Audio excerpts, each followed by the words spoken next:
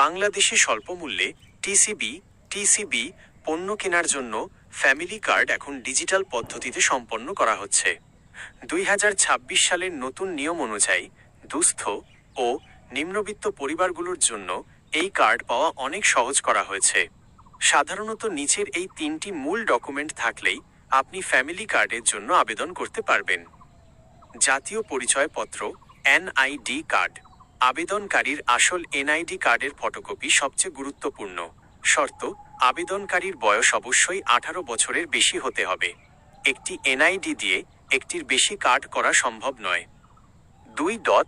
পরিবারের সদস্যদের জন্ম নিবন্ধন বা এনআইডি। আপনার পরিবারে কতজন সদস্য আছে তার প্রমাণ হিসেবে এটি প্রয়োজন। স্ত্রী স্বামীর এনআইডি কার্ডের কপি। সন্তানদের জন্ম নিবন্ধন সনদের কপি। এটি মূলত নিশ্চিত করার জন্য যে একই পরিবারে একাধিক ব্যক্তি কার্ড সুবিধা নিচ্ছেন না। 3. পাসপোর্ট সাইজ ছবি ও সচল মোবাইল নম্বর।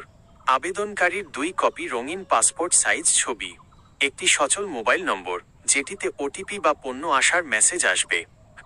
আবেদন করার প্রক্রিয়া 2026 আপডেট।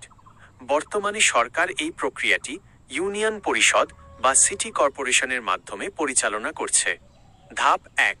আপনার এলাকার মেম্বার, কাউন্সিলর বা সরাসরি উপজেলা নির্বাহী অফিসারের ইউএনও কার্যালয়ে যোগাযোগ করুন। ধাপ 2. নির্ধারিত আবেদন ফরমে উপরের 3টি ডকুমেন্ট সংযুক্ত করে জমা দিন। ধাপ 3.